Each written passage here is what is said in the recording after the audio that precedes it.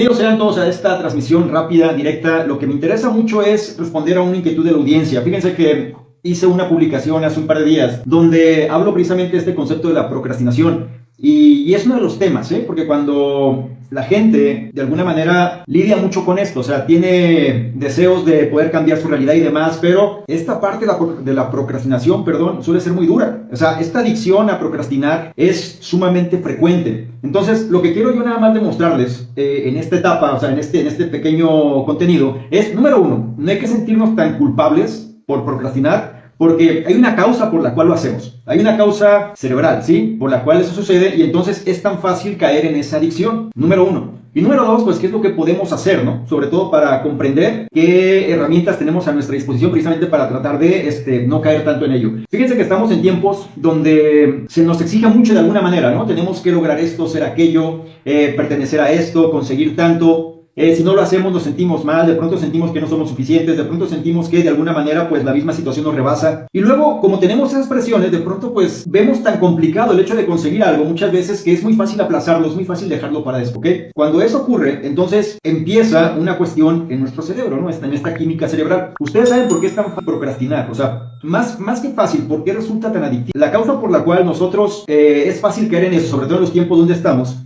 es que cada vez que nosotros procrastinamos, se genera, digamos, un pequeño estímulo en nuestro cerebro que nos da placer, siempre, ¿sí? Les he dicho en muchas ocasiones que lo que el cerebro quiere, es decir, nuestro cerebro reptil quiere, pues es la ley del mínimo esfuerzo. Entonces, preservar la mayor cantidad de energía, ¿para qué? Pues simplemente para sobrevivir. Cuando nosotros procrastinamos, yo en la publicación mencionaba que detrás de procrastinar siempre está un miedo, hay un miedo detrás, ¿sí? Y este miedo pues puede ser miedo al rechazo, miedo al fracaso, miedo al que dirán, miedo a que se burlen de mí, miedo a que de alguna manera quede expuesto. Es decir, el miedo es un factor latente que siempre está. ¿Cómo yo puedo evitar ese miedo al no enfrentarlo? ¿Ok? Entonces, cuando yo sé que tengo que hacer algo y no lo hago, empiezo a procrastinar. Cuando yo sé que tengo que hacer algo, pero ese algo me da miedo, me genera incomodidad, me da temor, entonces es difícil para mí salir de esa zona, ¿sí? Esa zona de incomodidad. Y por eso, cada vez que yo evito de alguna manera salir de esa zona, es decir, cada vez que yo evito la incomodidad, de pronto siento un ligero placer en mi... Bueno, no lo hice, pero me relajo un poco. ¿Sí se han dado cuenta, no? Cada vez que algo que tenemos que hacer, no lo hacemos, digamos muchas veces por causas ajenas a nosotros, digamos que algo pasó, algo impidió que yo hiciera esa acción, de pronto sentimos como que, bueno, o sea, no quedó en mí, ¿no? Pero el problema con eso es que en lugar de sentirnos mejor, eso se acumula. Puedo yo tener una satisfacción rápida, ¿no? Eso es cierto, o sea, puedo tener un cierto placer inmediato que haga que me relaje, pero lo que es un hecho es que tarde que temprano eso se acumula. Entonces cada vez el dolor, digámoslo así, de la procrastinación o el dolor de no haber hecho las cosas, cada vez es más grande. Entonces, ¿por qué nosotros procrastinamos? Porque nos da placer, simple y llanamente. Y en los tiempos donde estamos actualmente, fíjense cómo es como paradójico, porque actualmente estamos en tiempos que se nos exige mucho, pero a la vez se nos distrae demasiado. Y de pronto, en teoría tenemos que hacer muchas cosas, pero muchas de esas cosas no las hacemos nosotros. Existen herramientas que las hacen por nosotros. Entonces, la valía personal de pronto empieza a dejar de estar. Y cuando nosotros dejamos de tenernos esta valía hacia nuestra persona, entonces también nuestra frecuencia empieza a bajar.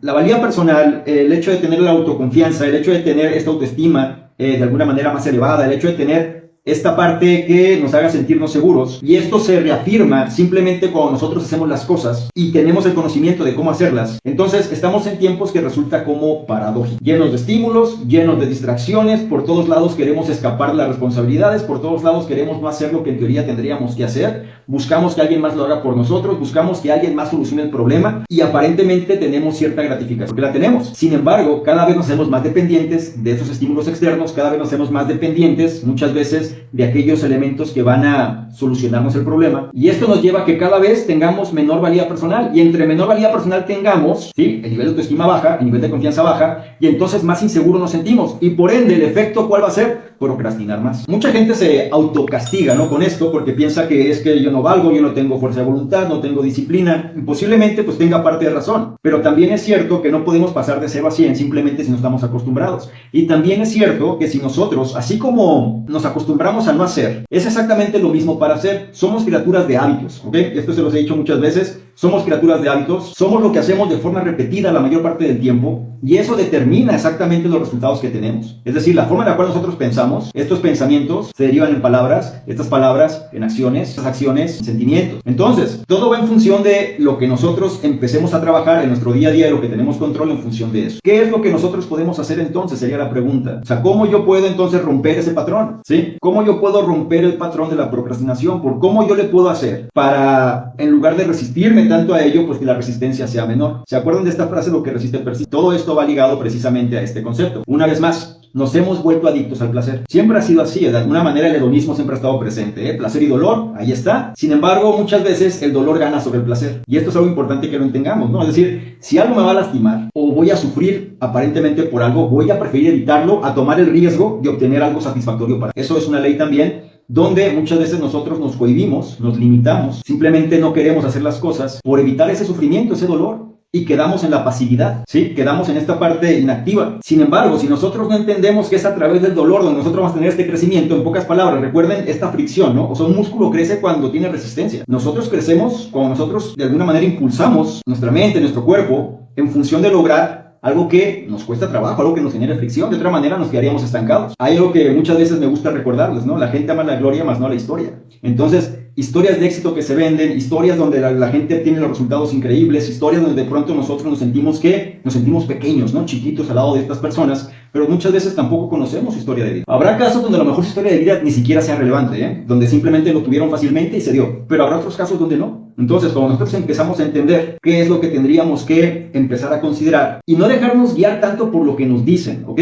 O sea, no hay que dejarnos guiar tanto por las historias que nos cuentan, sino más bien, dime cuál es el ejemplo que tengo que seguir de ti en este caso. Dime cómo es que tú te mueves, dime qué es lo que haces. Es más, ni siquiera me digas qué es lo que haces. Yo quiero ver qué es lo que haces para entonces yo ponerme a hacerlo. Dicen por ahí, ¿no? El ejemplo arrastra. Y eso es cierto, o sea, es una cuestión donde constantemente nosotros nos inspiramos por el ejemplo de los demás. Pero también es cierto que cada contexto y cada situación y cada persona es distinta. Y el hecho de autoconocernos a nosotros mismos, sí, el hecho de aplicar este autoconocimiento hacia aquellas cosas que nos hacen sentido, pues va a empezar a, digamos, a reflejar aquellas cosas que muestran nuestra autenticidad. Y si nosotros nos acostumbramos a ser auténticos, ¿sí? En relación a lo que hacemos, vamos a encontrar un mayor sentido en relación a las cosas que en teoría son relevantes para poder empezar a hacer lo que en teoría estamos destinados a hacer. El problema muchas veces es que estamos tan dormidos, tan inmersos en este entorno que simplemente nos dice lo que tenemos que hacer constantemente y después se enaltece la carencia de aquellas cosas que buscamos para hacernos dependientes de los estímulos externos, para al final, ¿cuál viene siendo digamos, la línea final de todo esto? Es el consumo. O sea, todo lo que de alguna manera se proyecta, ¿no? O lo que nos llega a nosotros es para volvernos consumidores, de una forma u otra, de historias de éxito, de aspiración, de esperanza, de mejora, ¿sí? La clave aquí es que no es que sea malo, ni mucho menos. El esquema es que nosotros tenemos que hacer lo que nos haga sentido. Y para poder llegar a ese nivel, pues tenemos que empezar a trabajar fuertemente en las cosas de las cuales sí tenemos control, ¿ok?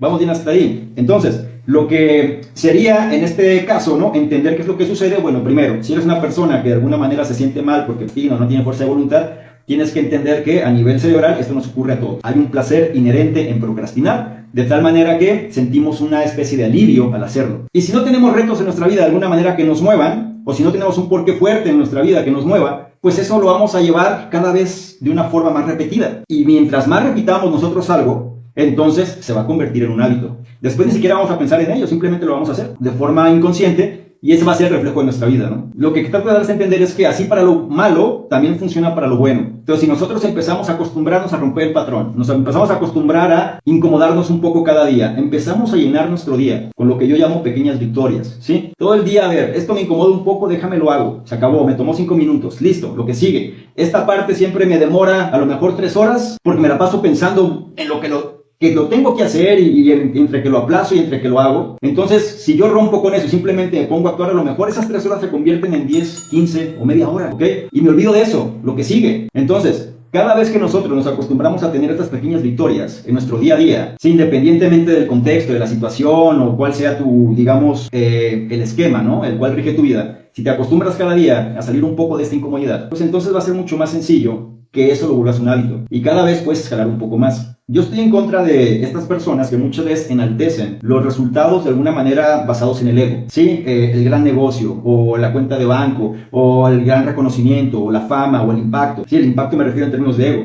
¿Por qué? Porque al final es un negocio de dependencia. Si ustedes lo analizan, las personas que me venden a mí resultados, ¿sí? Ya sea en dinero, ya sea a lo mejor en relaciones interpersonales, que me venden resultados a lo mejor en aspectos de los cuales yo carezco en este momento en mi vida, se van a dar cuenta que al final tú no puedes obtener ese resultado si tú no te conviertes en la persona que es capaz de generar ese resultado. Esta es una ley, ¿sí? Ser, hacer, tener. Entonces, cada vez que alguien me diga que con mi método, con mi sistema o con esto va a poder transformar todo ello, yo no es que desconfíe de eso, pero sí es algo que yo tengo que entender que tengo que pagar el precio. Es decir, tengo que convertirme en la persona que debe saber hacer eso en función de conseguir ese resultado. Y no nada más saber hacerlo, sino hacerlo de una manera consistente. Por eso les digo que muchas veces los sistemas de otros o los agentes externos que nos llegan, tenemos que ser muy selectivos, porque no porque funcione para unos va a funcionar para otros. La parte, digamos, más importante es que tú te conozcas, que tú sepas cuáles son, de alguna manera, pues tus puntos fuertes, tus fortalezas, aquellas cosas que te definen, aquellas cosas que te dan sentido, aquellas cosas que van a reforzar tu autenticidad, y sobre eso entonces decidas, porque no hay peor cosa que tratar de convertirte en alguien que no eres, simplemente para tratar de tener un resultado que muy posiblemente ni siquiera corresponde a lo que tú tienes que tener. ¿Por qué? Porque tienes una relación de carencia, muy posiblemente en una cuestión de autoestima, y de ahí se deriva todo. Entonces, cada vez que nosotros podemos empezar a replantear estas situaciones, vamos a tomar mejor. De eso se trata, que cada uno de nosotros podamos tener mayor control y tomar mejores decisiones.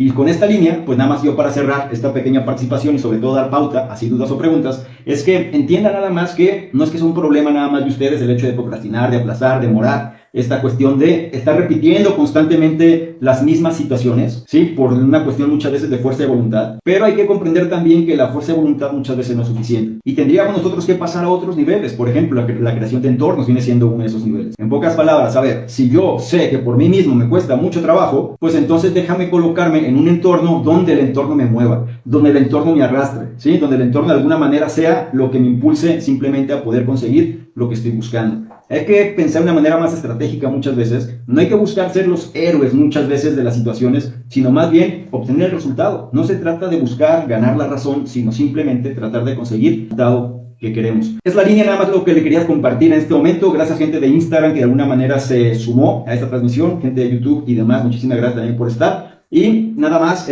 comentarles, ¿no? Que en la descripción, donde están revisando esta información, van a encontrar los enlaces que van a llevar a nuestros distintos programas. Y gente de Instagram, en mi perfil, sobre todo en la parte de biografía, van a encontrar también información relevante sobre no nada más este tema, sino también otras cosas que hacemos en el canal Conocimiento Experto y en pues, los contenidos que estamos generando. Todo esto para que ustedes vayan fomentando el pensamiento crítico más que otra cosa, tomen mejores decisiones y tengan más herramientas en función de buscar pues esa mejor versión que de alguna manera